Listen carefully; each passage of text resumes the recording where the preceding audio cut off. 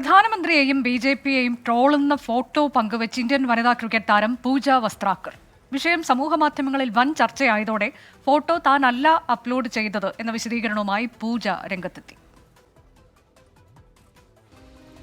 Electoral bond വിവാദത്തിൽ ബി.ജെ.പിയെ ഹഫ്ത വസൂലി അഥവാ ആഴ്ചപ്പിരിവുകാരെന്ന് രാഹുൽ ഗാന്ധി പരിഹസിച്ചിരുന്നു. ഇത് ഏറ്റെടുത്ത കോൺഗ്രസിന്റെ സൈബർ ഹാൻഡിലുകൾ പല ട്രോളുകളും ഇറക്കി. അങ്ങനെ ഇറക്കിയ ട്രോൾ ഫോട്ടോകളിലൊന്നാണ് ഇന്ത്യൻ വനിതാ ക്രിക്കറ്റ് താരം പൂജ വസ്ത്രാക്കർ ഇൻസ്റ്റാഗ്രാമിൽ പങ്കുവച്ചത്. ബി.ജെ.പിയുടെ ഇമ്പാക്ട് പ്ലെയറാണ് ഇ.ഡി എന്ന ക്യാപ്ഷനും താരം ഫോട്ടോയ്ക്ക് നൽകി. നിമിഷങ്ങൾക്കകം ആയിരക്കണക്കിന് പേരാണ് ഫോട്ടോ സ്ക്രീൻഷോട്ട് എടുത്ത് സമൂഹ മാധ്യമങ്ങളിൽ പങ്കുവച്ചത്. സംഭവം വൻ ചർച്ചയായതോടെ പൂജ ഫോട്ടോ ഡിലീറ്റ് ചെയ്തു.